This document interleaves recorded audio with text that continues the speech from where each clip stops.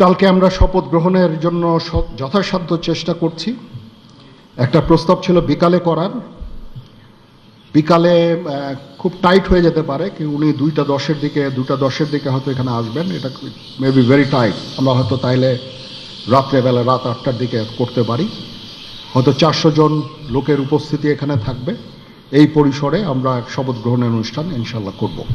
প্রথম কথা হচ্ছে যে আমি দায়িত্ব নিয়েছিলাম অবশ্যই, এবং আমি রাজনৈতিক নেতৃবৃন্দর কাছ থেকে কথাও আমি ওনাদেরকে আমি বলেছিলাম যে আপনারা আমাকে সাহায্য করেন, যে মুহূর্তে এই ট্রানজিশনটা হবে এ ধরনের সমস্যার সৃষ্টি হতে পারে, এবং ওনারাও আমাকে বলেছিলেন যে ওনাদের যতদূর সম্ভব সাহায্য করবেন। তারপরেও কিছু কিছু ঘটনা ঘটেছে।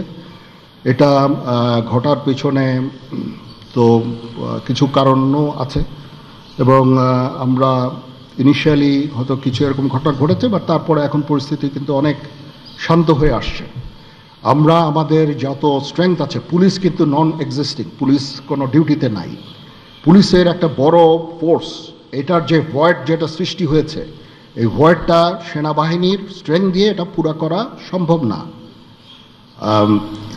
আর তারপরেও আমরা যথাসাধ্য চেষ্টা করে যাচ্ছি, এবং হাজার হাজার লোককে আমরা কিন্তু এই সমস্ত সমস্যা থেকে আমরা উদ্ধার করেছি।